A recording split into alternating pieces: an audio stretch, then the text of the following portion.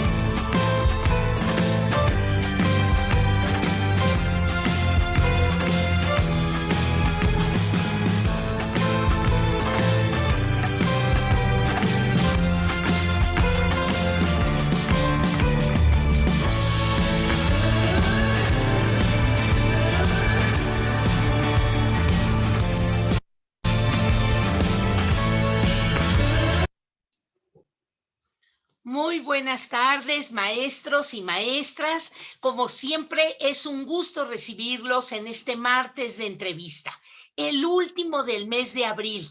Y el mes lo hemos dedicado a escuchar las voces de maestros, maestras, directores, directoras, supervisores, supervisoras, ATPs, que a lo largo y ancho del país hacen grandes acciones. Todos ellos provienen de un grupo que empezó en octubre del año pasado, donde se decidieron a sistematizar una buena práctica. Se decidieron a compartir con otros maestros alguna estrategia que para ellos hubiera sido valiosa, hubiera dado resultado, hubiera sido innovadora y sobre todo hubiera alcanzado resultados en el proceso de aprendizaje de sus alumnos. Como lo he dicho en todas las entrevistas del mes de abril, quedan todos y todas ustedes invitados para efecto que en mayo 19 y 20 acompañen a estos 105 maestros del país que han aportado alguna innovación a sus prácticas, que conozcan todas esas estrategias y que puedan ustedes ir incorporando algunas de sus prácticas a su actividad constante. Les recordamos que tenemos el chat para que ustedes mismos se presenten, nos digan de qué entidad federativa nos acompañan, pero también el chat para hacer preguntas, para hacer comentarios sobre los temas que ustedes van escuchando. Y sin más, quiero presentarles a los profesores que hoy nos van a acompañar.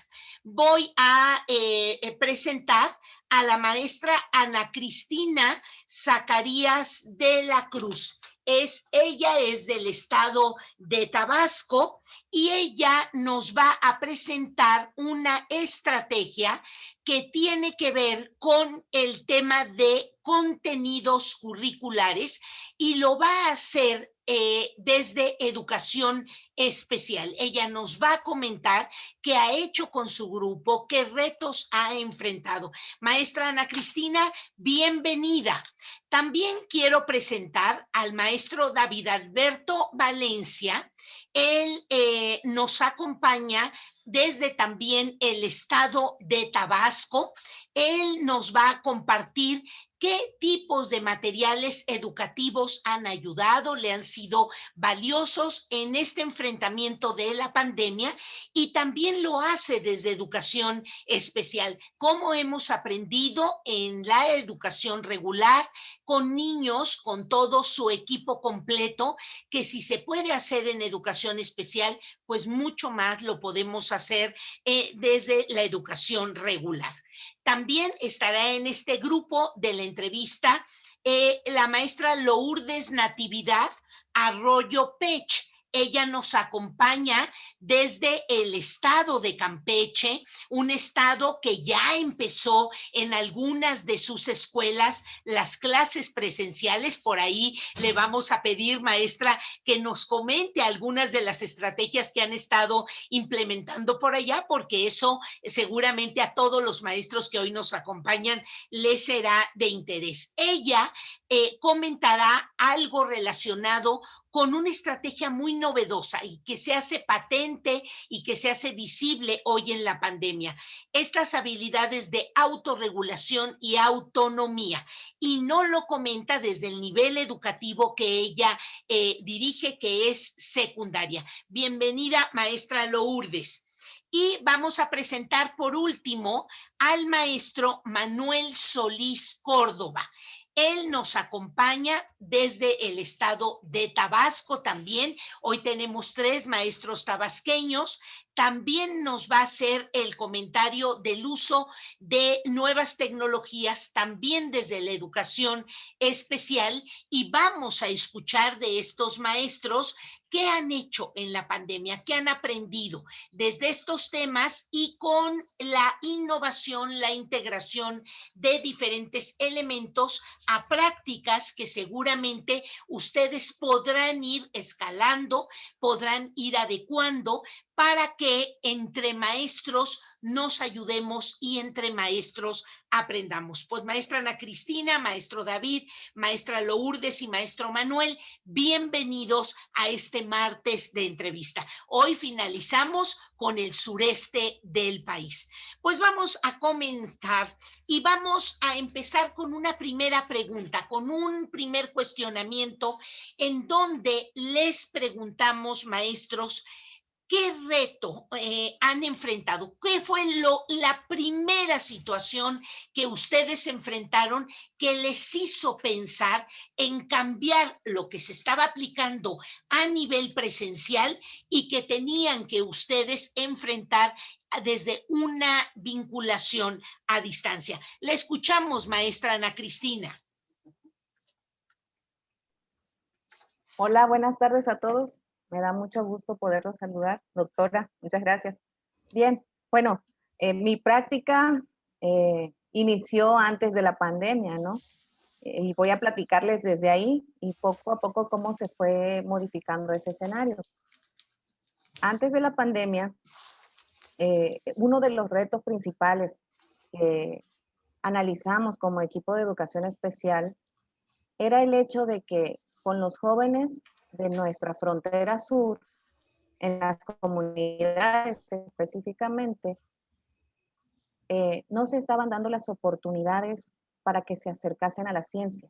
Estas oportunidades generalmente se estaban quedando pues en el centro del estado, en las ciudades. En las comunidades hay muchas deficiencias en cuanto a las comunicaciones, al internet, a la propia energía eléctrica, ¿no? Entonces, era como que un espacio donde estábamos quedándonos muy cortos, sobre todo con los alumnos con aptitudes sobresalientes, quienes no estaban accediendo a un escenario que les permitiera explorar y poner en práctica todas esas habilidades que tienen. de allí surgió esta práctica educativa de donde fui parte. Fuimos un equipo pues bastante grande, ¿no? Y bien, esto empezó antes de la pandemia. Mi equipo de chicos, el equipo de trabajo, tenían una presentación que se iba a realizar en Brasil el año pasado y pues todo se pospuso debido a la pandemia. Entonces el trabajo se empezó a hacer pues vía virtual. Ya se imaginarán, pues como les comentaba, la red de internet en esta zona, incluso yo que estoy un poquito más cerca de la cabecera municipal, pues sí vivo mucho esa problemática. E incluso si me desaparezco en algún momento, pues será por esas fallas. Y bueno, dimos continuidad al trabajo de manera virtual, enlazados con personas claves en la comunidad, con algún docente de los que viven ahí. Y para Maestra Ana Cristina, perdóneme que la interrumpa, pero estamos perdiendo continuidad de su voz, ya se nos pasmó. Si cierra su cámara, a lo mejor mejora el sonido y no la vamos a ver, digamos, en su intervención, pero sí la vamos a escuchar. No sé si quiere apagar bloquear su cámara para mejorar el sonido.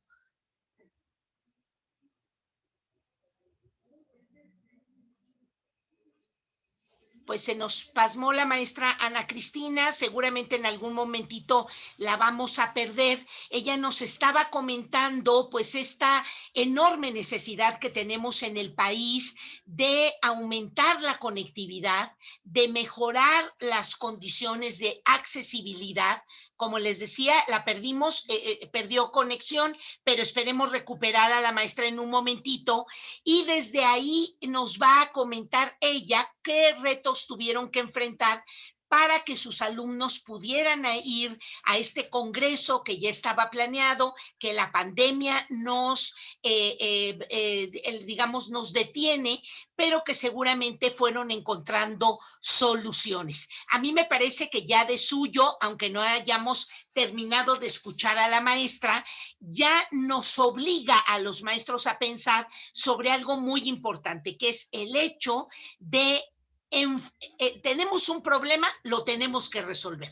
Es decir, no nos podemos quedar los maestros, las maestras, los directores pensando en el problema. Tenemos que ver, como ella ya nos empezaba a comentar, si nos reunimos con otra escuela, con otra institución, si hacemos una petición a la cabecera municipal, si reunimos esfuerzos con los padres de familia, que es parte de lo que ellos pudieron aprender. Pues vamos a conocer del maestro David Alberto su experiencia. Maestro, ¿qué reto enfrentó y digamos cuáles fueron los primeros encuentros con las soluciones? ¿Qué tal, Pati? Mucho gusto de poder estar aquí contigo. Mira, pues déjame decirte que la experiencia la cual voy a compartir el día de hoy es un trabajo que precisamente participó tanto la maestra Ana Cristina como Manuel, que está aquí en un momento. Empezamos a charlar cuando la pandemia inició, los primeros días del confinamiento, de la posibilidad de hablar. Sobre todo porque había un desazón en el sentido de que la mayoría de los caminos de capacitación en ese entonces eran mirando hacia la tecnificación. Y en una reflexión personal, consideraba que era necesario tocar lo que no se estaba tocando, que era cómo estaba jugando la subjetividad en ese momento. Entonces, viendo los espejos de China y de Europa, yo le propuse a algunas personas la posibilidad de reunirnos, hablar sobre cómo pensábamos que podría evolucionar la pandemia en el ámbito educativo en relación a nuestro sistema educativo nacional. Nuestra primera emisión, porque esto que les estoy hablando es un programa educativo que surgió para capacitar a maestros. Tal vez en la idea estaba eso, pero lo que se generó fue un espacio de movilidad subjetiva bastante interesante, en el que maestros y padres de familia pudieron encontrar y escuchar, bajo la modalidad de conversatorio, estas perspectivas que estábamos pensando. Imagínate que el 28 de abril nosotros estábamos planteando el concepto de cómo se había movido la normalidad y cómo se movería. Concepto que a nivel mundial empezó a modificarse o a empezar a hablarse hasta el mes de agosto. Nosotros empezábamos a sostener que en esta normalidad o en esta nueva visión de cambio de normalidad, que habría que cuestionar si realmente tendríamos que hablar de nueva, los excluidos se habían ampliado, en el sentido de que el gran reto no es el hecho de los antiguos excluidos, los que siempre han estado fuera. El reto era de que se había ampliado el espectro, porque había un sector poblacional que, bajo la deficiencia de las telecomunicaciones, estaban fuera del retorno a la escuela. Y entonces, en los primeros episodios estuvimos hablando de que cómo tendría que moverse, si en algún momento regresáramos, la educación especial. Sobre todo, una educación especial que ha hablado de forma histórica sobre cuidar las, ¿cómo decirlo?, las prioridades en la vida. El problema es que las prioridades en la vida ya cambiaron. Y en este sentido, la gran reflexión de la escuela especial tendría que ir en el sentido cómo adecuarnos a las nuevas condiciones, tanto de desarrollo personal y humano, porque también tendremos que estudiar de manera muy rigurosa el movimiento del desarrollo de los niños. Ya no hablemos solo de los especiales, sino de todos los niños. Y en este sentido fuimos caminando en 6 episodios. Solamente fueron 6 momentos de esta primera temporada. Actualmente estamos iniciando la segunda, pero fueron temas interesantes. Estuvimos hablando en esos 2 meses que duró la primera temporada, temas sobre si se deberían crear protocolos y cuáles deberían ser esos protocolos. Muchísimo antes que se empezaran a hablar de protocolos de investigación, estaríamos hablando también de la necesidad de cuidar los procesos o la discriminación a la hora de hablar cuando la escuela abra. Porque la discriminación tal vez evolucione en el sentido del contagio, no contagio, y cómo la escuela deberá caminar para cuidar esos procesos propiamente dicho. Además, tocamos un tema, y este es el tema que tal vez a mí en ese momento me implicó mucho, que fue el duelo.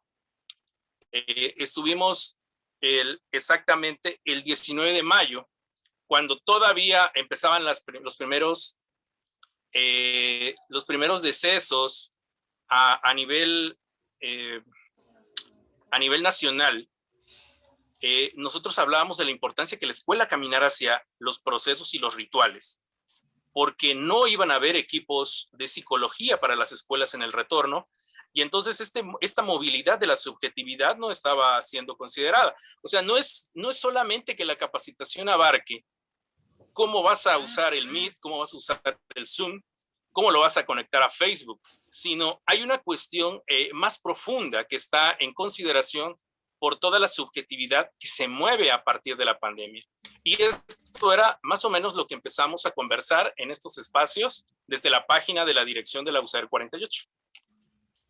Muchas gracias, maestro. Fíjese que nos hace pensar en una primera palabra que a mí me llama la atención, que es esto de la normalidad. Y cómo cuando normalizamos algo, hasta los problemas les ponemos un sitio, ¿no? Y los dejamos ahí en lugar de procesar las dificultades y ver cómo las eliminamos, incluyendo las soluciones como parte de la normalidad, no la costumbre de ver el problema como parte de la normalidad.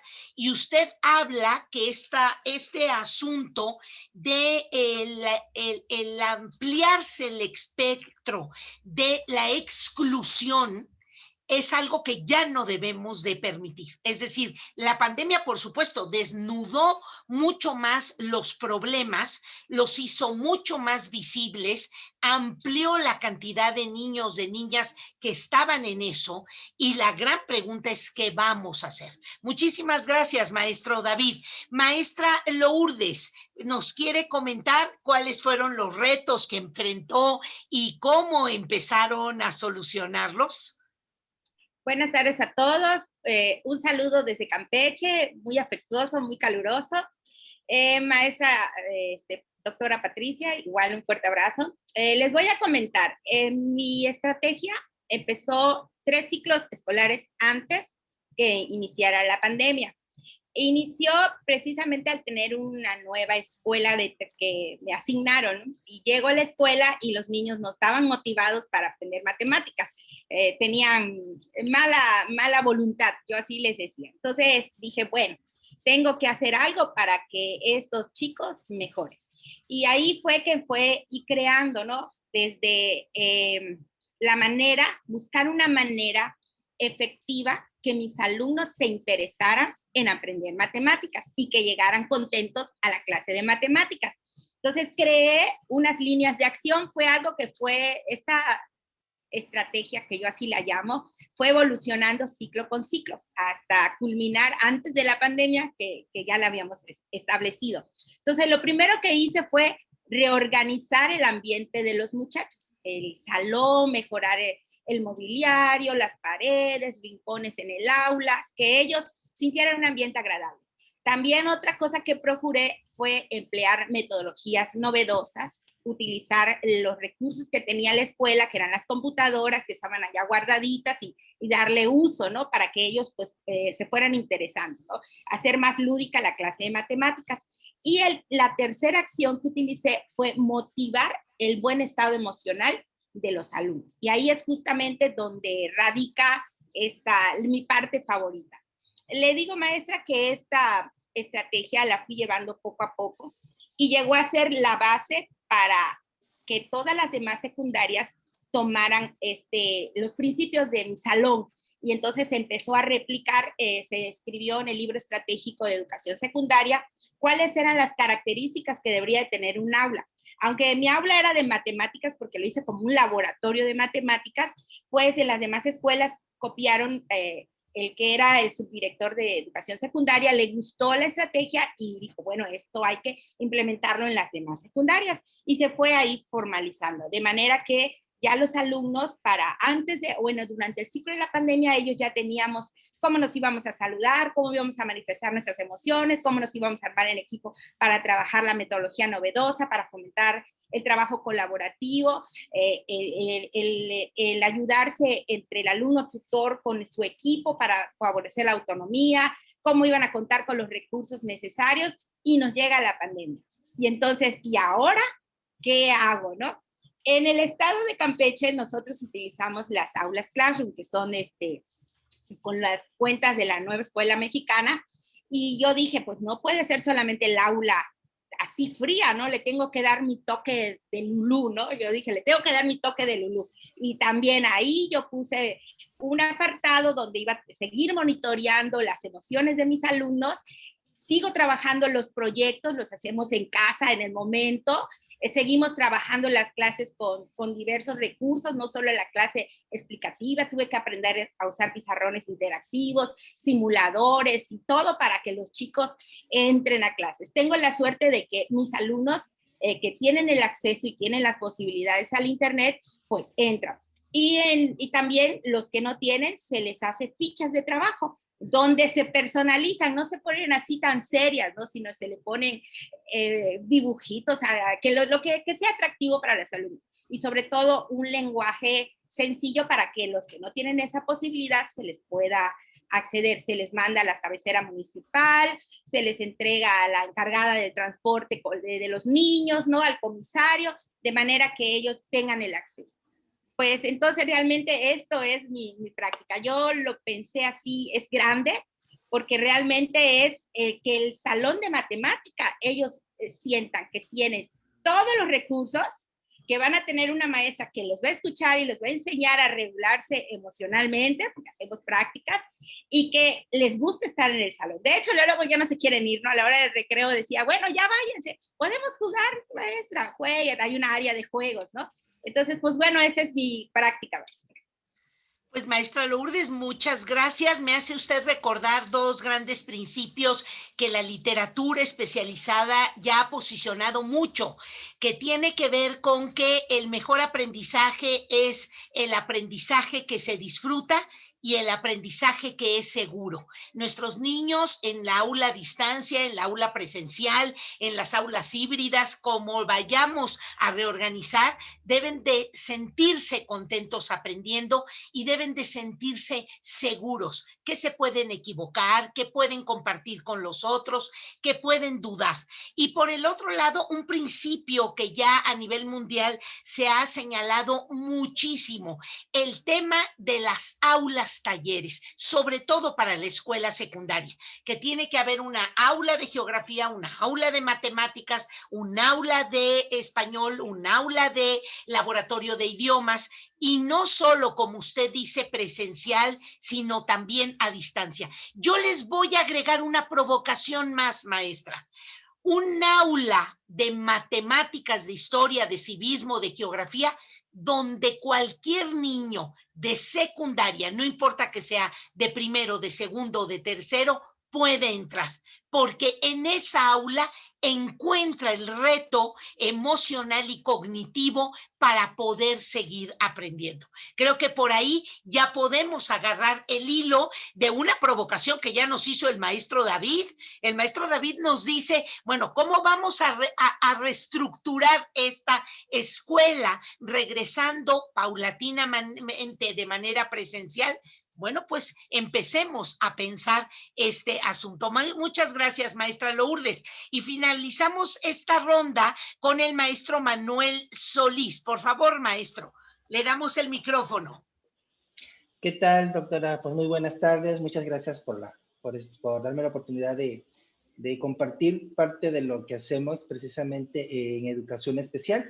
Yo soy docente de un centro de atención múltiple, que es un servicio de educación especial para las escuelas como modalidad de educación básica.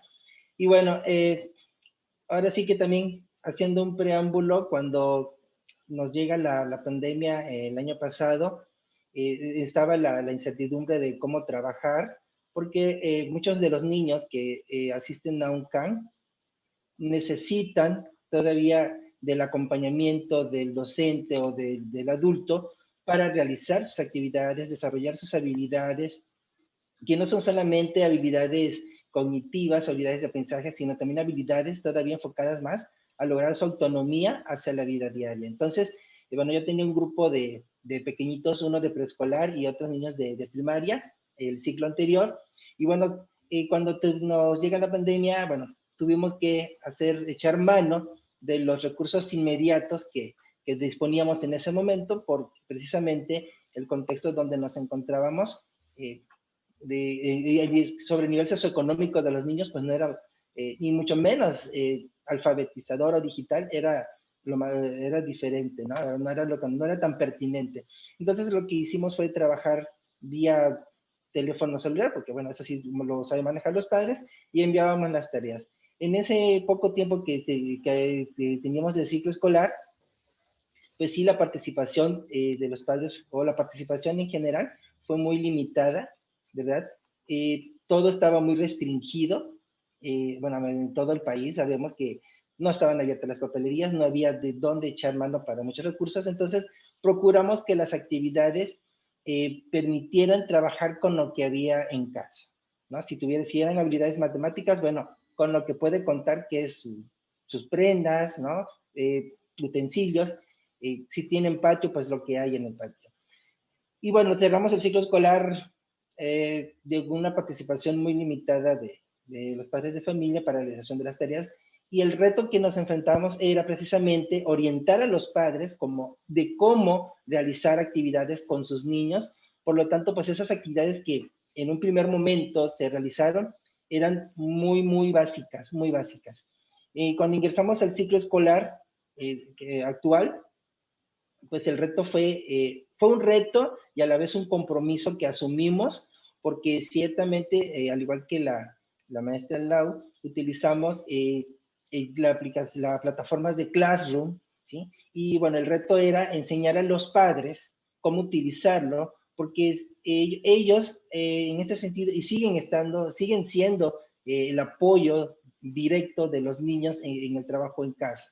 Entonces, ese reto que comentaba, pues los padres tuvieron que aprender a utilizarlo y fue como un compromiso también que yo asumí y les hice ver, porque el utilizarlo facilitaba mucho el trabajo y eso fue algo que les hice ver a los padres de familia, porque pues sus datos, digamos, de sus planes de prepago eran muy limitados, sus equipos celulares eran muy básicos, entonces lo que hacíamos era pues ya detallar y fue una actividad muy interesante porque como docente me permitió crecer también, enfrentarme a mis propios retos en el manejo de habilidades digitales. Digo, sí las sabemos utilizar, pero había precisamente enfocadas al plano pedagógico, pues teníamos que darle ese toque y afortunadamente el año pasado sobraron los webinars, sobraron cursos gratuitos que aprovechamos a participar en algunos y es así como aprendimos ya a darle el manejo, digamos, en ese sentido a Classroom, que fue la que tuvimos, la que seguimos utilizando hasta el momento.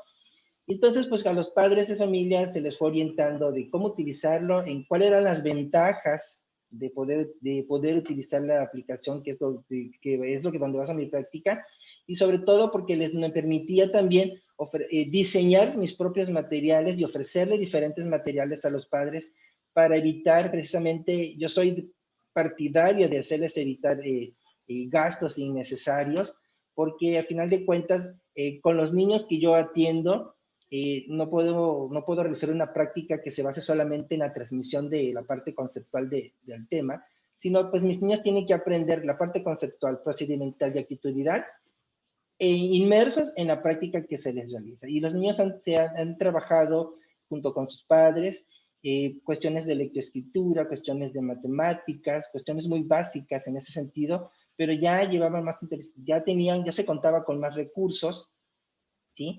Obviamente, a algunos padres no se les facilitó usarlo, ¿sí? Entonces, ahí teníamos que atenderlos vía mensajes o ya definitivamente para resolver algunas situaciones tecnológicas, pues atenderlos ya de manera personal con todas las medidas sanitarias posibles. Ahora sí que pues en la calle, que no era por lo más inmediato, porque precisamente en un principio mostraron el interés y la preocupación también, ¿no? Entonces, parte también del trabajo que hemos realizado, pues es centrar el trabajo de ellos, una para capacitarlos, para que aprendan, y otra para ahora sí que introducirlos ya al uso de otras herramientas digitales que son parte también de la vida cotidiana, y eso fue una premisa que yo hasta el momento sigo abanderando de que la era digital es para todos, entonces hay que enseñarles también a los padres, como lo haríamos también en la parte presencial, en menos cuando hablamos con niños con discapacidad, que la participación de ellos siempre es requerida y siempre es importante, siempre, y además pues necesitan ellos, los padres, saber cómo trabajar con lo que se tiene para eficientarlo, ¿verdad? Entonces, esos retos que hemos enfrentado, los hemos también convertido en compromisos, hemos tenido nuestros altibajos, hemos tenido, como bien lo decía el maestro David, ¿no? Dentro de mis alumnos, algunos se han enfermado, algunos han perdido familiares, ¿sí? Y hemos tratado de que las actividades sean lo más variadas posibles, que les permitan enriquecer sus habilidades, ¿no? Sobre todo esa parte socioemocional, y hemos mantenido comunicación con los padres, hemos sido empáticos con ellos, porque pues también otra premisa que también tomo muy en cuenta es de que esta pandemia nos permite cambiar ciertos paradigmas, ¿no? En la participación de los padres, ¿no? El maestro ya no es la figura de autoridad o de exigencia, sino es el acompañante, y obviamente pues tiene que tener habilidades para poder dar ese acompañamiento, ¿no? Porque si requiero la participación del otro, pues tengo que conocer todo ese contexto actual, ¿sí? Dijera, como han dicho otros doctores por ahí, la pandemia ya es un antes y un después en educación, entonces, pues no me permite tampoco seguir con las mismas dinámicas, ¿no? Entonces tratamos de que los padres comprendan lo que tienen que hacer, darles muchas opciones, porque siempre está el reto de maestro no puedo, maestro no sé, maestro me doy por vencido. Bueno, buscamos resolverlo y ya cuando definitivamente no pueden, sabes que bueno, envíenmelos por el WhatsApp, yo me encargo de subirlos a Classroom y de esta manera es que estamos logrando cierta participación, sobre todo en aquellos que, como bien ha dicho la Secretaría de Educación, con aquellos que tenemos comunicación intermitente, porque hay algo que se tiene que agregar, es que a veces sí tienes comunicación con los padres, pero lo que no tienes es a veces la participación, ¿sí? Y esos son los retos que de alguna manera vamos superando de a poquito, pero lo importante es que al menos los niños también entre sus casas se han organizado de tal manera que los padres les han permitido desarrollar las habilidades que teníamos pendientes en la parte presencial. Y creo que cuando regresemos nuevamente a la escuela, al edificio, pues tendremos ahora sí que otra realidad de ellos, muchos cambios y nuevos retos que también podemos enfrentar. Claro que sí, maestro Manuel, y nos recuerda que esta intermitencia que nos hizo evidente la pandemia no es solo de la pandemia. Muchos de nuestros niños a veces no asisten a clase. Ahí hay una intermitencia. ¿Y cómo la acompañamos? Hay ocasiones que hay niños que se cambian de escuela y los maestros debemos de considerar que ese niño que llega a otro plantel vive una intermitencia.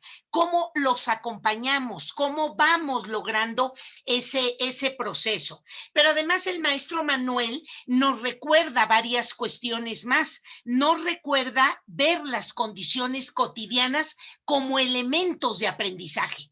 Ahorita en la pandemia lo hemos aprendido. ¿Qué es lo que hemos aprendido? Hemos aprendido a que justo las cosas cotidianas, las situaciones cotidianas son las que verdaderamente pueden generar un aprendizaje. Y por el otro lado, también nos ha hablado de estos vínculos con la familia. Los mejores sistemas educativos en México son aquellos en donde la participación de los padres se da en dos sentidos. Uno, valorando el trabajo del profesor y exigiendo en consecuencia, y Dios acompañando la construcción de expectativas por parte de sus hijos.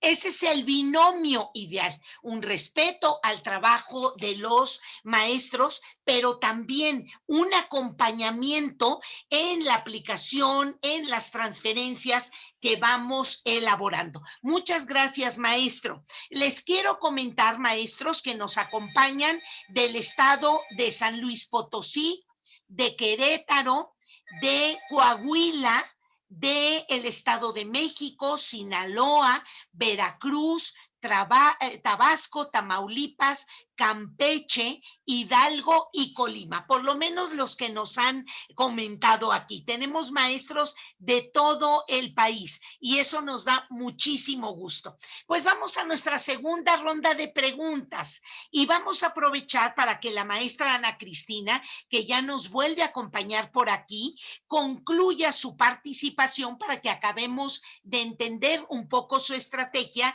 y la pueda vincular a la siguiente pregunta. ¿Cuál consideran que ha sido el aspecto más destacado de su buena práctica? Es decir, aquello que ustedes dicen, esto se debe de publicar en todas las revistas especializadas. Maestra Ana Cristina, termínenos de comentar su buena práctica y en los retos que enfrentó y qué es lo más importante de eso que usted innovó en la educación a distancia. Sí, pues ya hubo una pequeña muestra de lo que vivimos, ¿no? En esta nueva normalidad, la presencia y la ausencia repentina, pero bueno, como decía el maestro Manuel, es aprendizaje y hay que darle continuidad. Sobre mi buena práctica, otro de los retos que enfrentamos, vamos a a volver un poquito al tiempo en que estábamos en las aulas. Yo les hablaba de el hecho de que los jóvenes no tienen espacios para acercarse a la ciencia o espacios donde puedan poner en práctica sus habilidades relacionadas con sus aptitudes sobresalientes. Y otra de las barreras o retos que fue de los más difíciles de romper antes de la pandemia fue una barrera ideológica de los chicos y también de los padres relacionadas con el servicio de educación especial. Y es el hecho de que asocian la educación especial con una atención que tiene que ver con discapacidad o con pocas habilidades, pese a que se les dan talleres, a que se les hace la explicación de cuál es el servicio que brinda USAER, ¿no? Entonces, pasa algo, les cuento rapidito, pasaba algo muy, pues, curioso, quiero llamarlo así. Estos chicos con aptitudes sobresalientes, antes de ser invitados a participar en este proyecto de Ciencias Sin Fronteras con el proyecto Biofita, ellos rechazaban a una de las maestras, a la maestra de apoyo, que los invitaba a trabajar. Ven, que mira, tienes aptitudes sobresalientes, estamos desarrollando un proyecto donde puedes poner en práctica lo que sabes, aprender más. Y ellos, no, porque ¿qué van a decir de mí si me ven a ir con usted, no? Entonces la negativa. Y de repente como que era una ideología también de los padres de familia. No, pero ¿qué vas a ir con la de especial si vas a perder clases, no vas a lograr más? Bueno, para mi satisfacción, después de poco más de un año de trabajo, cuando los chicos empezaron a participar con su proyecto, que fue la elaboración de un enraizante hecho a base de malezas acuáticas, empezaron a tener participación en diferentes concursos regionales de expociencias. Empezamos con un concurso regional donde consiguieron acreditación para pasar al concurso de expociencias estatal y llegaron hasta el nacional. Entonces, una vez que los chicos, que los alumnos empiezan a vivenciar esta experiencia, su panorama cambia radicalmente respecto al servicio que brinda educación especial. Y considero que lo más satisfactorio es que es una reacción en cascada o en cadena. No solo cambió la percepción de ellos, de repente ya los otros chicos de la escuela, ay, ¿cuándo van a hacer otro proyecto? Porque yo quiero participar. La próxima vez, por favor, tómenme en cuenta a mí. Entonces, fue muy bonito ver cómo esa barrera ideológica se transformó a raíz de los logros que se pudieron alcanzar a través de la ciencia y del trabajo por proyectos. ¿Qué les puedo decir? La pregunta era, ¿cuál fue el elemento más destacado de esta buena práctica? Sí, maestra.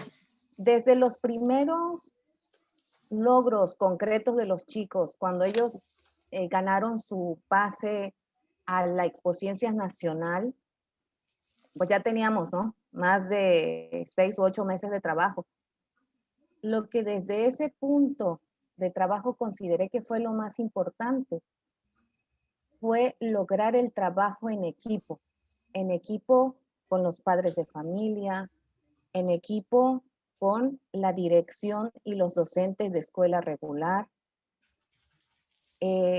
lograr integrar el trabajo con las instituciones educativas del mismo nivel de educación básica, pero por ejemplo preescolar y primaria, porque fue un trabajo que abarcó todos los niveles, porque los chicos que estaban concursando daban capacitaciones a los niños más chiquitos y pláticas de lo que era la ciencia, y mira, a los de preescolar les llevaban actividades de ciencias llamativas, ¿no?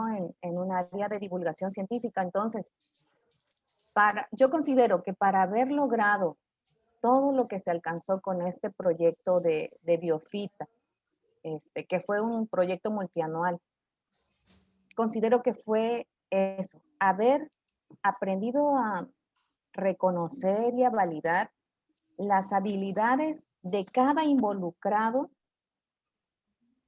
y aprovecharlas para integrarlas en ese trabajo en equipo. Entonces, este trabajo en equipo dejó de ser de unos cuantos chicos para convertirse en un trabajo de toda la comunidad y de las instituciones cercanas, escolares y no escolares. Considero que ese fue el elemento más destacado y el más importante, haber logrado ese verdadero trabajo entre educación especial, educación regular, padres de familia, alumnos y la comunidad en general. Pues maestra Cristina, muchísimas felicidades y seguramente en ese trabajo en equipo usted nos recuerda que debemos hacer que los niños se aprendan a descubrir aprendiendo. ¿No? Ese es el trabajo de la escuela, así como de un sanatorio, de un hospital, es que salgamos sanos, pues los niños en la escuela tienen que aprender a aprender. Y creo que ese esfuerzo de toda la comunidad se puso al servicio de hacer vivir a los niños su capacidad de aprender. Y por supuesto, ustedes como adultos, toda esa comunidad tuvieron que romper ideologías, tuvieron que romper inercias, tuvieron que romper las puertas de lo que es un edificio para poder salir y, por supuesto, innovar. Muchísimas gracias. Coméntenos, maestro David Alberto, ¿cuál considera que en este conversatorio que usted ya nos dijo, en este repensar la escuela, que nos los ha expresado muy bien, ha sido el elemento más importante? Fíjate que, gracias, Pati, tengo muchísimas interrogaciones cuando me formularon la pregunta en el formulario, porque pareciera que en cada episodio caminó una reflexión específica en relación al tema que se trataba, y entonces tratar de vincular solo una sola visión parece un poco complicado.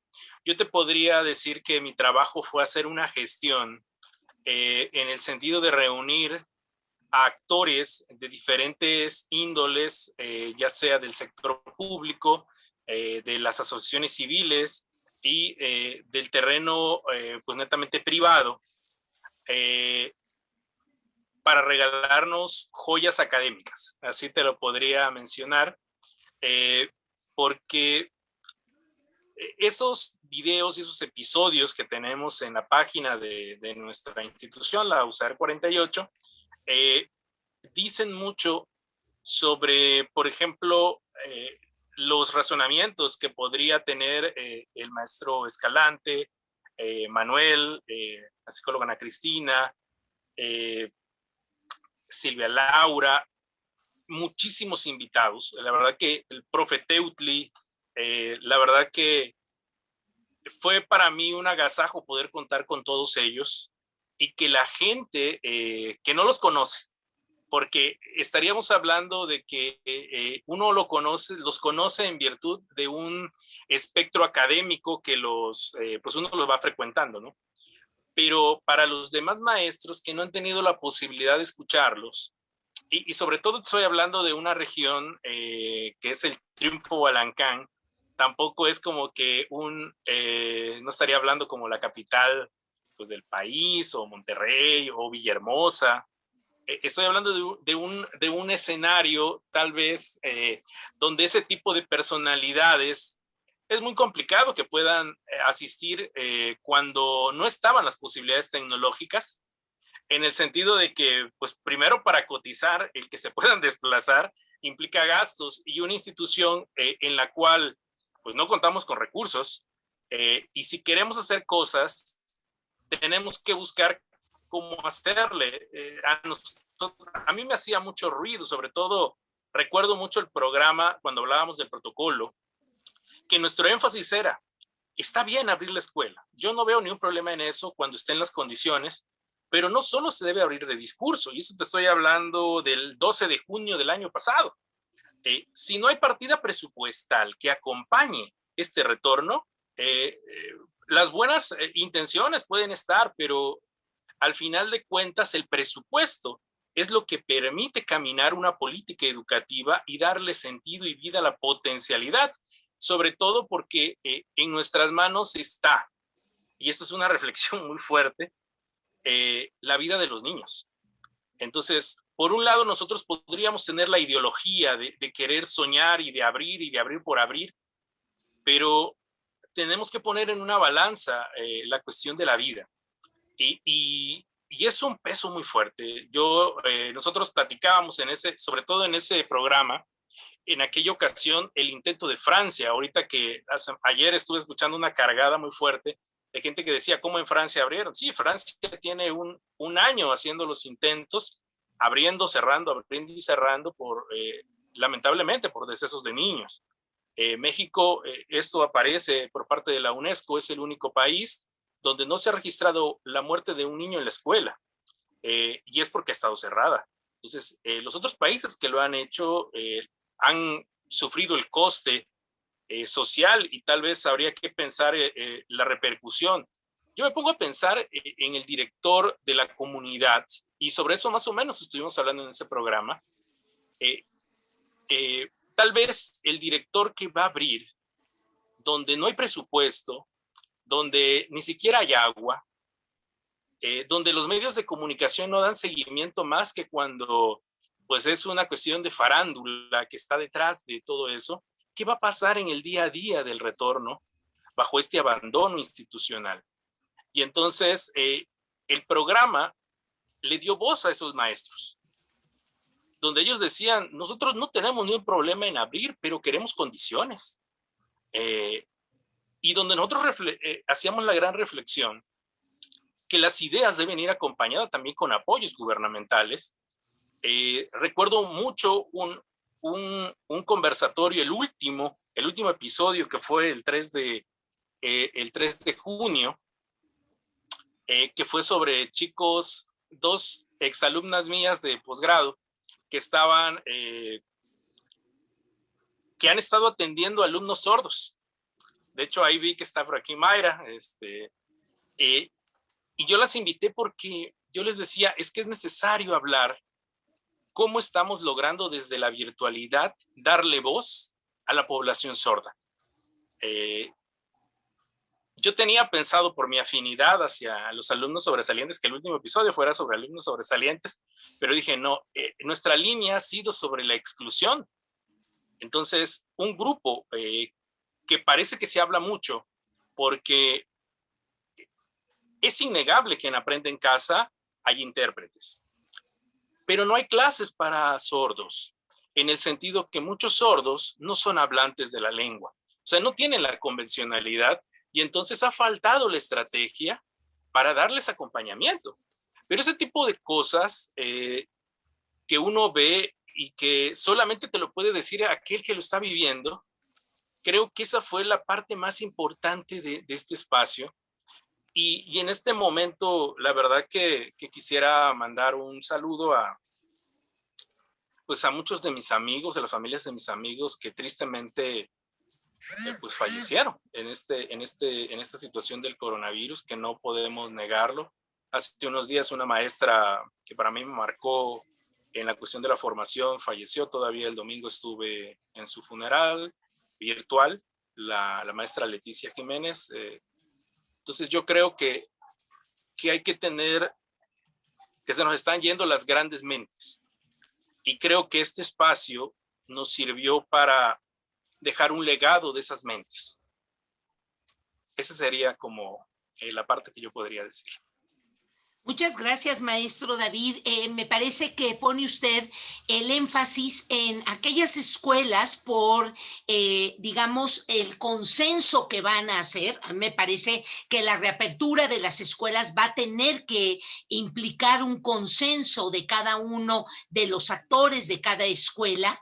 Esas decisiones van a tener que ser, pues, con una prioridad básica, que es la salud, es la vida de los maestros, las familias, los niños, por supuesto, y la gran pregunta es cómo vamos a seguir aprendiendo a través de la distancia para esas escuelas. Habrá otros consensos que digan, vamos a regresar los lunes 4 niños, los martes otros 4, Habrá escuelas que lo decidan así, y cómo harán para ir acompañando esa diversidad de pequeñitos grupos que vaya a tener un maestro al interior de cada uno de sus salones de clase. Todavía está por verse y es la gran reflexión a la que usted nos invita. Maestro David, usted mencionaba que creo tienen una página. A mí me parece que este aprendizaje entre pares también implica conocer las páginas, los WhatsApp,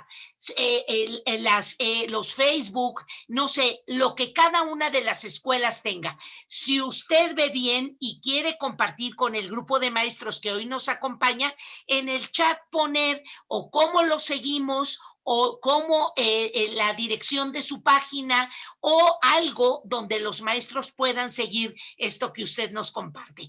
Maestra Lourdes, ¿cuál fue, digamos, el gran elemento que usted considera que su buena práctica puede compartir con los escuchas del día de hoy?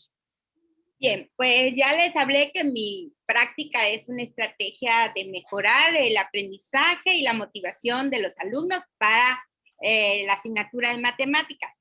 La parte que a mí más me gustó y que yo siento que es la más exitosa es que en una clase de matemáticas, porque es más fácil en la tutoría, es más fácil en cívica y ética, en otra materia, una maestra se interese por las emociones de los alumnos, ¿sí? Llegar al salón y que la maestra te reciba con una sonrisa, con un saludo creativo, que ellos escogen y me dicen, ay, maestra, qué rico huele, ¿no? Y ya les cambió la sonrisa, ¿no? Ya están entrando al salón y desde que entran al salón, colocar una paletilla en un contenedor que ahí yo ingenié poniéndoles caritas con las emociones, y entonces ellos en una paletilla van colocando cómo se sienten en ese momento.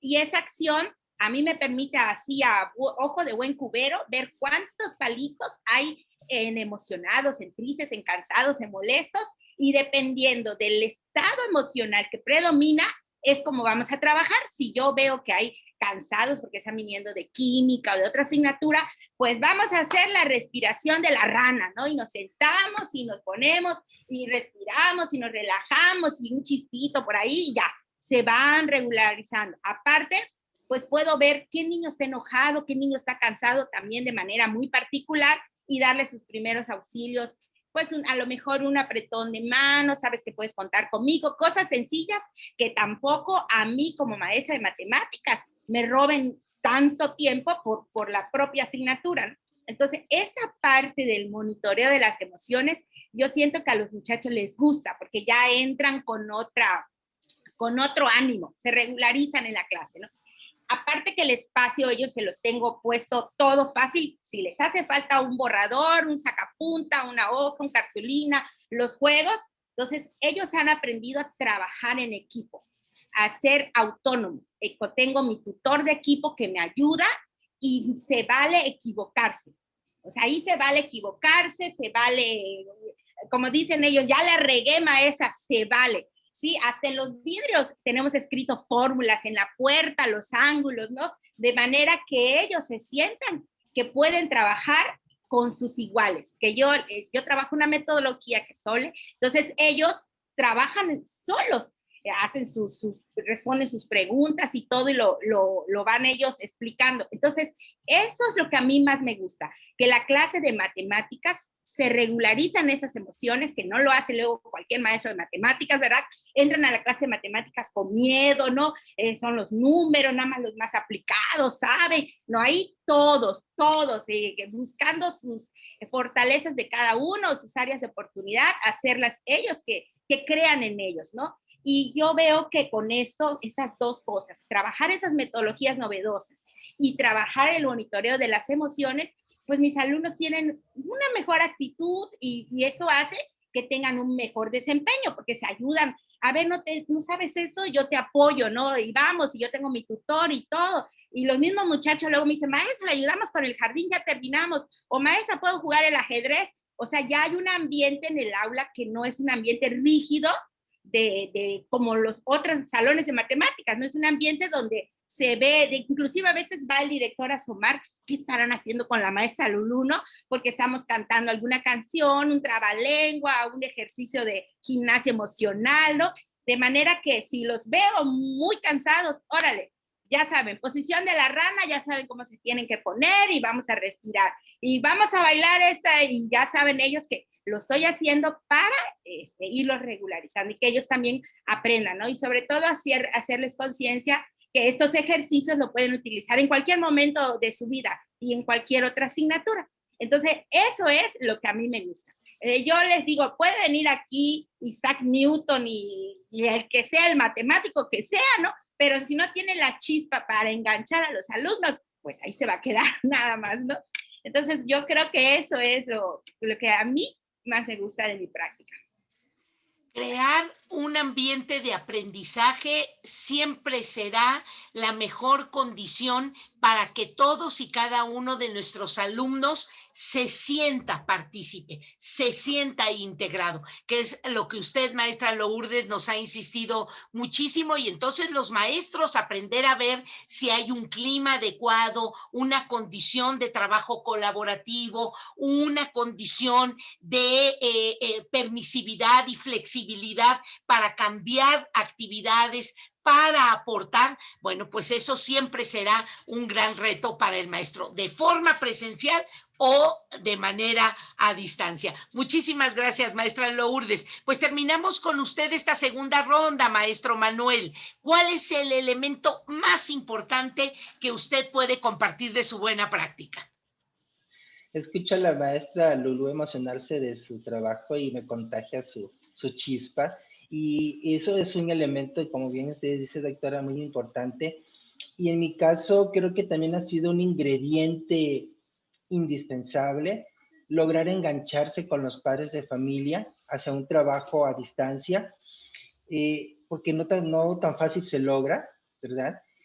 Y creo que tiene mucho que ver con la parte de la actitud hacia ellos, ¿no? De cómo concebir la escuela, de cómo concebir la educación hoy en día, o sea, ya actual, y hacerles ver a los padres qué es lo más importante del trabajo académico, ¿no? Entonces, de mi parte también hemos trabajado precisamente esa empatía y organizado y establecer como que una directriz de trabajo con ellos para que no solamente los niños aprendan, sino también los padres disfruten trabajar, hacer lo propio con sus niños, porque precisamente todas las actividades que se han realizado hasta ahorita llevan ese ingrediente de vas a aprender, pero vas a aprender para la vida, vas a aprender para tu contexto inmediato, y eso ha sido un elemento que yo considero muy importante porque generalmente tengo mis sobrinitas, ¿no? Del trabajo que ellos realizan y lo comparo con el mío y el estrés que muchas veces se genera. Entonces he tratado de quitarles esa perspectiva de las tareas a los padres, ¿sí? De decir, es que pues el maestro me dejó tarea, tengo que cumplirla, y le digo, no, a mí no me importa que no me la entregue en la fecha en que yo les establezco, porque siempre hay un límite, ¿no? Lo que quiero es que la practiquen, lo que quiero es que la hagan para que ustedes vean que el niño va progresando, porque la foto me la pueden enviar en cualquier rato, pero no me garantiza nada. Entonces, Classroom realmente ha sido una herramienta que le hemos sacado un poco de provecho, porque nos permite organizar las actividades, enseñarles a los padres, por ejemplo, cuando utilizamos rúbricas de alguna actividad que tienen que realizar, que llevan la finalidad de obtener logros, obtener progresos.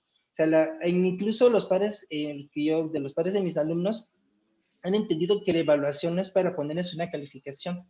Algo que también ha caracterizado este trabajo es que los padres, en los 2 periodos de evaluación que hemos realizado, han tenido participación.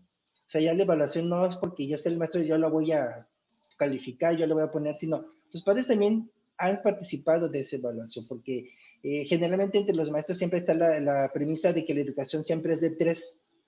Entonces, si la educación es de 3, en la evaluación también los padres tienen que estar presentes, porque muchas veces los maestros lo que hacen es que para la evaluación solamente la realiza el maestro con todo el bonche de evidencias que tiene y asigna calificación. Ahorita ya no.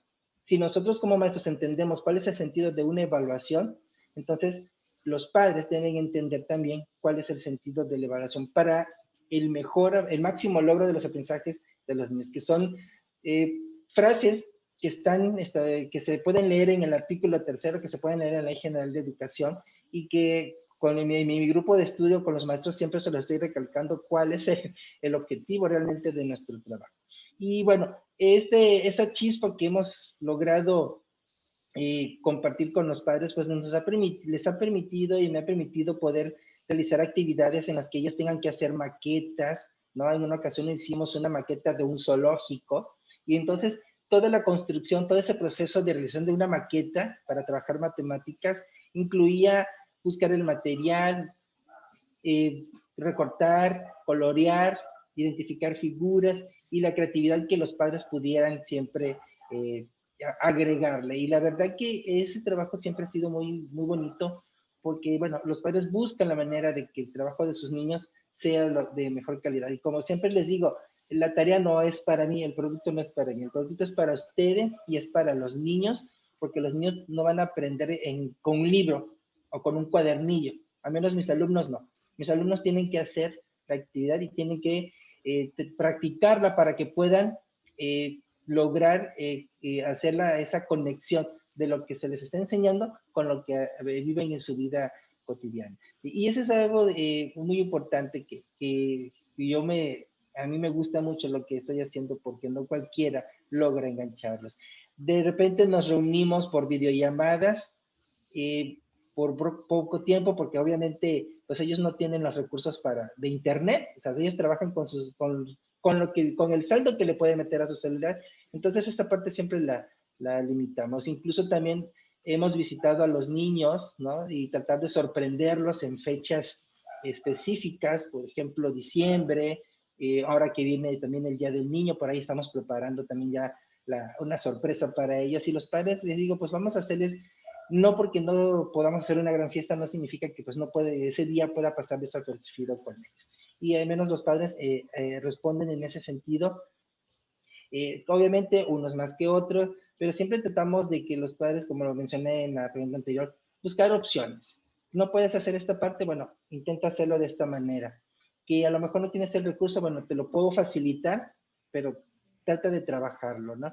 Entonces hay papás que de repente, por diversas razones, porque sabemos que muchos hablo de los niños, muchos de ellos tienen que salir a trabajar, porque pues no tienen beneficios, ahora sí que de programas sociales que cuando los países puedan decir, no, pues sí tengo para el gasto. Algunos de estos niños pues sí cobran la beca de personas con discapacidad, pero pues eso sabemos que ese recurso pues es para su alimento, es para su vestido y en algunos casos para sus medicamentos, o como lo ha hecho un papá últimamente, de acudir a un centro específico para mejor desarrollo de sus niños. Y estamos siempre en esa dinámica de trabajo y de comunicación, y sobre todo de trabajo colaborativo, como bien decía mi otra compañera, la maestra Ana Cristina, ¿no? Lograr hacer un equipo de trabajo con los padres, creo que nos abre muchas puertas. Y trabajar, usted nos dice, con lo que hay. A ver, podemos conectarnos 10 minutitos, vamos a aprovechar esos 10 minutitos. La Secretaría y las autoridades dieron Classroom, bueno, vamos a ver cómo podemos aprovecharlo, que vamos a entregar cuadernillos o hacer algunas visitas domiciliarias. Bueno, pues vamos a trabajar con eso. Pues, maestro Manuel, muchísimas gracias. Y para cerrar nuestra entrevista de hoy, damos 2 minutos a cada uno de nuestros entrevistados, empezando con la maestra Ana Cristina, a quien le preguntamos en esta sesión de cierre. Maestra Ana Cristina, ¿qué recomendaría usted a los maestros, a las maestras que ahora nos acompañan, para considerar lo que fue su buena práctica, esta reorganización de los contenidos curriculares?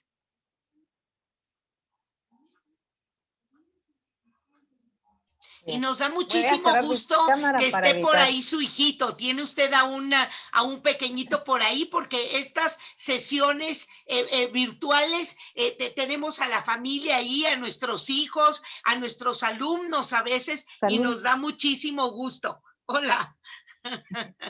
Maestra Ana Cristina, en 2 minutitos, ¿qué les recomendaría? Una última recomendación a nuestros compañeros.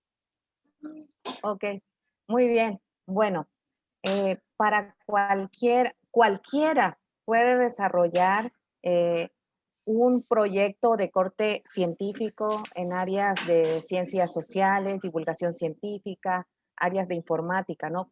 Cualquiera puede hacerlo y cualquiera puede plantearse la meta de llevar ese conocimiento que van a desarrollar sus alumnos a un escenario fuera de la escuela, a un escenario estatal, nacional e internacional. Es muy importante que cuando tengan una idea, la escriban, la visualicen y la pongan en práctica. Es lo número uno, lo que yo analizo a partir de estos proyectos en los que he tenido y he decidido participar. Número dos, tener muy clara la idea de qué quieren lograr, cuáles son los elementos que se van a incluir para desarrollar este proyecto. De la línea que ustedes elijan, no la que sea su fuerte. Eso es algo muy importante también. Elegir una línea que sea tu fuerte. Y si te gusta la ciencia y no es tu fuerte, pues entonces hay que conseguirse por ahí un convenio de trabajo de colaboración con alguien que sí sea especialista en esa área. Hay un aspecto muy importante que no quiero dejar pasar, hasta lo anoté para que no se me escapara. Miren, cuando desarrollamos un proyecto con miras a llevarlo a escenarios internacionales, el proceso es agotador, no les voy a mentir, es desgastante, requiere de mucha entrega y en muchas ocasiones, como dicen los adolescentes, uno se bajonea, así lo dicen mis alumnos de secundaria. Entonces, como que de repente muchas cuestiones que se tienen que atender o en las que se tiene que pensar llegan a causar demasiado estrés y preocupación. Y entonces, a veces me pasó, ¿no? Yo a veces titubeaba, ay, no, pero se van a ir al extranjero y es la responsabilidad de quien está al frente del proyecto y si les pasa algo. Y así como que se siente la presión.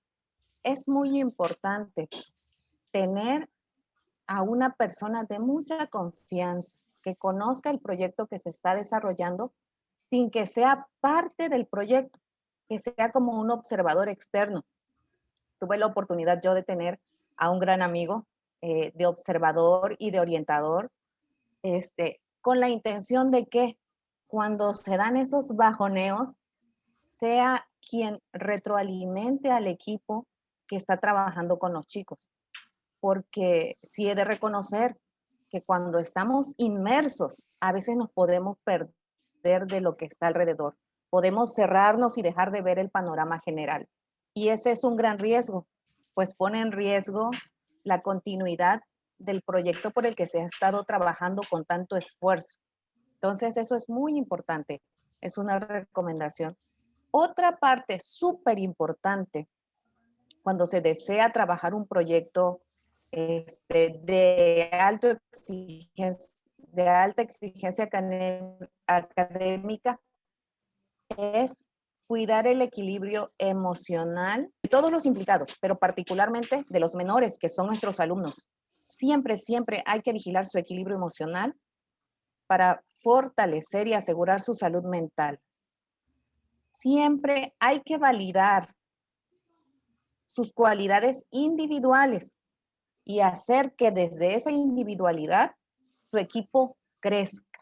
Entonces, tener claro que no vamos a formar un equipo que sea igualito, no. Respetar las habilidades de cada uno y de ahí integrar y sacar lo mejor. Eso es súper importante. Y bueno, como ya les había mencionado, lograr la integración como equipo, y el equipo no solo son los chicos, el equipo somos todos los que estamos fuera, facilitando, buscando, gestionando, motivando, convenciendo al padre de ándele, venga, vea que es algo importante, es una gran oportunidad. Todo este trabajo que se tiene que hacer. Tener presente que el trabajo es por los estudiantes. Son grandes logros y hay mucho reconocimiento de por medio. para los alumnos, porque nuestra mayor satisfacción es saber que pusimos nuestro granito de arena. Y bueno, ya en una parte más práctica, es importante llevar un registro anecdótico del proyecto para que cuando los inviten a participar en un evento donde hablen de buenas prácticas, pues saquen su libreta y bueno, les podamos platicar los detalles, ¿no? Monitorear y llevar un registro de los avances de los alumnos para que cuando nos reunamos con los padres de familia y las autoridades educativas, les digamos, ¿saben qué? Necesitamos que nos apoyen porque ellos van a ir a un concurso al extranjero y han tenido estos avances. Empezaron así y ahora ellos han logrado desarrollar estas habilidades. Estamos haciendo la parte del trabajo que nos toca. Por favor, apóyennos, ¿no? Y bueno, por último, y no menos importante, pues ese diario anecdótico, pues hay que tener nuestra carpetita de evidencias con fotos, con videos, que los padres de familia deben autorizar. Antes que nada, deben autorizar el uso de esas fotografías y de ese material de evidencias. Bueno, a grandes rasgos son las recomendaciones que yo les puedo dar. Y les repito, si tienen la inquietud, háganlo. No esperen el momento adecuado, porque a veces el momento adecuado que podemos pensar no puede que no coincida con las oportunidades para desarrollarlo. Entonces, si quieres hacerlo, hazlo. También la experiencia se gana haciendo las cosas. Gracias. Claro, maestra Ana Cristina, y mostrarle al mundo, mostrarle a los demás estados que en México hay muy buenos maestros y muy buenas actividades y buenas prácticas al interior de las escuelas. Maestro David, sus 2 minutitos para una recomendación que da usted a los participantes para aprovechar los materiales educativos. Gracias, Pati. La verdad que la recomendación que yo podría hacer en relación a la práctica que he ido comentando hasta este momento, es ser tolerante a la frustración. Y quiero ser enfático en esto. Hay condiciones que no son de nosotros.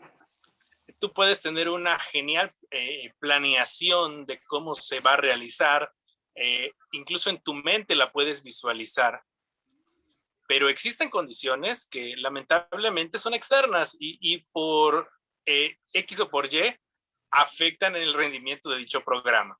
Por ejemplo, en estos programas que hicimos, teníamos el problema que o se iba la luz, empezaba a fallar el internet, y hay pedazos donde los ponentes estaban congelados o yo me quedaba congelado. O sea, había partes bastante chistosas en este sentido.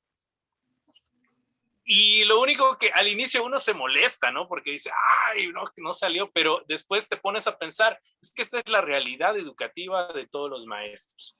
Y muchas veces me decían, ¿no vas a editar el video del conversatorio antes de subirlo?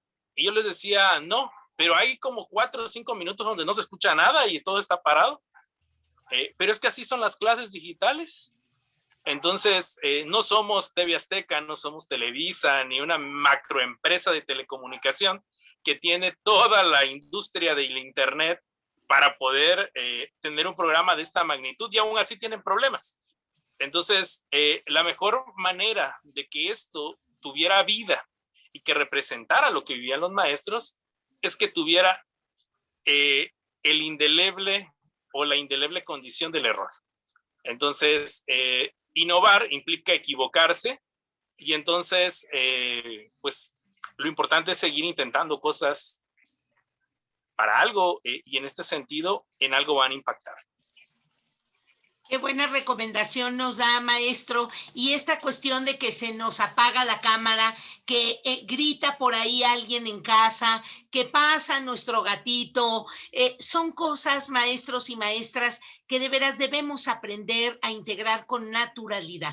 El grupo humano es eso, un grupo humano, y que esta resistencia a la frustración también nos ha educado muchísimo. Gracias, maestro David. Sus 2 minutitos, maestra Lourdes, para la última recomendación o la recomendación más importante que usted quiera dar a los compañeros que nos acompañan sobre la autorregulación y la autonomía? Bueno, mi recomendación es que ya sea clase presencial o ya sea clase virtual, hay que fortalecer las emociones de nuestros alumnos. Hay que irles enseñando a regularse, ¿sí? Con actividades que ellos sientan que hay alguien que se interesa por ellos. Entonces, yo tengo la firme convicción de que alumnos felices son alumnos que aprenden mejor, ¿no? Entonces, trato de que los alumnos se sientan felices.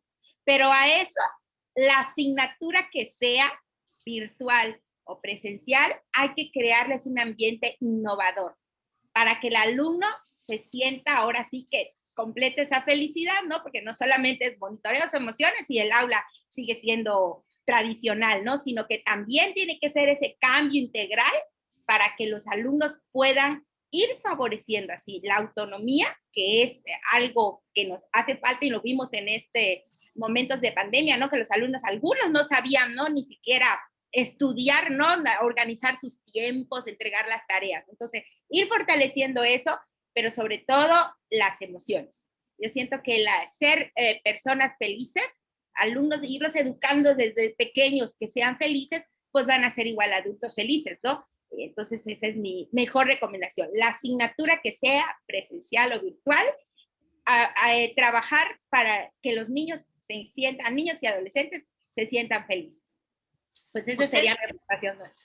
Usted nos dice, maestra Lourdes, el cerebro racional hay que retarlo, hay que hacerle provocaciones, hay que estar innovando siempre metodológicamente cómo impactar ese cerebro racional. Y el cerebro emocional con seguridad, con juegos, con tranquilidad y con que nuestro alumno se sienta mirado, se sienta importante. Qué gran lección de su buena práctica para promover autorregulación y autonomía. Muchísimas gracias, maestra Lourdes. Y cerramos con el maestro Manuel. Una recomendación, maestro Manuel, para que los maestros aprovechen las nuevas tecnologías. Usted nos ha hablado de varias. Sus 2 minutitos. Gracias, maestra. Pues bueno, creo que la primera recomendación que yo haría es algo que está muy trillado, ¿verdad? Que es conocer a los alumnos, pero ya conocerlos ahorita, ¿sí? Ya no son los mismos, ni nosotros somos los mismos, que vamos a llegar a una escuela presencial. Entonces es muy importante saberlo, porque esto nos permite evitar hacer juicios, inferencias de por qué no me entregan la tarea o qué dificultades tiene, ¿sí? Entonces, las tecnologías nos permiten mostrarle a los padres cómo se va a realizar la actividad que tiene que realizar. Incluso yo mismo me he atrevido a hacer mis tutoriales, a modelar cómo tienen que hacer un trabajo, porque no podemos decir que, pues es que los padres sí lo pueden hacer, eso cualquiera lo sabe hacer, no cualquiera. Creo que como docentes debemos evitar precisamente eso de debe de hacerlo, sino mejor te enseño cómo y siempre dar la apertura de esto lo puedo hacer así, pero tú puedes hacerlo mejor, ¿no? Y que algo también que nos permite también ser más empáticos en el trabajo, pero esa empatía también tiene que aplicarse a las tareas, ¿no? ¿Cuáles son las prioridades de aprendizaje en este momento de nuestros alumnos? Digo, ya un año de pandemia, ¿cuáles son las prioridades? ¿Qué es lo que realmente necesitan aprender ahorita? Porque tengo claro algo. Ya la escuela ya no son las 4 paredes de un edificio. La escuela ya se abrió a la sociedad y la sociedad misma es nuestra escuela. Los maestros tenemos que acompañar a los alumnos, estar como que, el ejemplo será muy burdo, pero como en la guerra, ¿no? En la guerra tienes que tomar las decisiones mejores para lograr un objetivo. Algo así nos estamos enfrentando ahorita, y aunque regresemos a la parte presencial, la escuela ya no seguirá cerrada, sigue siendo abierta, es como tu banco, ya lo llevas hasta en el celular, puedes hacer operaciones, así es la escuela. Y evaluar colaborativamente. Si la evaluación es como un faro para que nos permite lograr un objetivo, pues evitemos ya también utilizarla como un juicio, como un castigo, como una amenaza, o limitarla solamente a una calificación. La evaluación es para saber cómo estamos trabajando, cómo vamos avanzando hacia el logro de las competencias que marcan nuestros alumnos, porque realmente no podemos seguir con lo mismo. Ya no podemos seguir con lo mismo, al menos yo no me lo permito, y es muy importante, ¿no? Gracias. Pues maestro Manuel, todo el tiempo de sus intervenciones nos retó a que ahora que regresemos, poquitos, paulatino, todavía no regresemos, no podemos ser iguales. Si regresamos y volvemos a lo mismo, quiere decir, nos dice el maestro Manuel, que no hemos aprendido nada. Ese es el gran reto que él nos deja. Pues agradezco a la maestra Ana Cristina, al maestro David, a la maestra Lourdes, al maestro Manuel, y nos ponemos en galería todos juntos para que nos podamos despedir. Maestros, a los que participaron, muchísimas gracias. A los que estuvieron presentes, ojalá varias recomendaciones, ideas les hagan pensar en esta nueva realidad educativa que tenemos que construir todos juntos y que México tiene mucha riqueza. Esa fue la gran lección del mes de abril. Escuchar a nuestros pares, escuchar a los maestros, nos hace escucharnos a nosotros mismos. Gracias, San Luis Potosí, Querétaro, Coahuila, Estado de México, Sinaloa, Veracruz, Tabasco, Tamaulipas, Campeche, Hidalgo, Colima, Guanajuato y Quintana Roo por estar presentes. Muchísimas gracias, maestros, por este martes de entrevista y los esperamos en mayo, que estamos asignando a los maestros el mes del maestro y las asignaturas. Ojalá que también se puedan inscribir en nuestras entrevistas. Muchísimas gracias a todos. Nos despedimos. Gracias, maestros. Gracias, maestras. Muchas gracias. Excelente tarde. Igualmente a todos. Gracias por la invitación. Saludos a mi equipo de los AER 48. Claro que sí, gracias a todos. Un abrazo. Ha sido un placer. Ha sido un placer. Hasta pronto. Hasta pronto. Muchas gracias por la invitación. Saludos aquí a los compañeros, a todos los que nos ven desde diferentes estados de la República, específicamente al CAN número 18 de Nacajuca, Tabasco, y a los papás que seguramente les voy a compartir el video porque nos dieron el permiso de participar. Al contrario, gracias a todos. Les mandamos el video. Un abrazo fuerte.